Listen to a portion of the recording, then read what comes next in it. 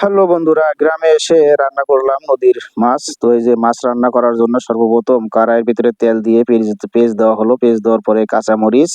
তো আমরা কিন্তু দেশ গ্রামে বাটা মশলা খেতে পছন্দ করি। তারপরে একটু হলুদের গুঁড়া দিয়ে ভালো করে নেড়ে চেড়ে নিয়ে এখন দেওয়া হবে মরিচ বাটার সাথে বিভিন্ন রকম কিছু মশলাও একসাথে বাটিয়ে লবণ দেওয়া হলো। তো এখন লবণ আর পেঁয়াজ মরিচ ভালো করে কষিয়ে নেওয়ার জন্য একটু পানি দেওয়া হবে। তো বন্ধুরা, যারা আমার ইউটিউব চ্যানেল থেকে ভিডিওটি দেখছেন অবশ্যই ইউটিউব চ্যানেলটি সাবস্ক্রাইব করে দিবেন, একটি লাইক দিবেন আর সেই সাথে আপনার মতামত কমেন্ট বক্সে দিয়ে যাবেন। তো যে দেখুন মাছ দেওয়া শেষ করে মাছটা কষিয়ে নেওয়া হচ্ছে। তো দেশ গ্রামে কিন্তু আমরা কষা মাছই খাই। তো মাছ উঠিয়ে রেখে ওই ঝোলেই দেওয়া হলো মাটির তলের আলু আগে থেকেই কেটে ভাপ দিয়ে রাখা হয়েছিল। তো এই যে ঝোল কিন্তু প্রায় ফুটে উঠেছে, এখন দেওয়া হবে মাছ।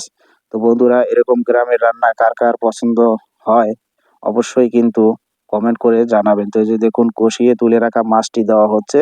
মাছটি দিয়ে হালকা করে নেড়েচেড়ে উপরে একটু জিরা ভেজে গুঁড়ো করে রাখা দেওয়া হলো, দিয়ে এখন নামিয়ে নেবো বন্ধুরা।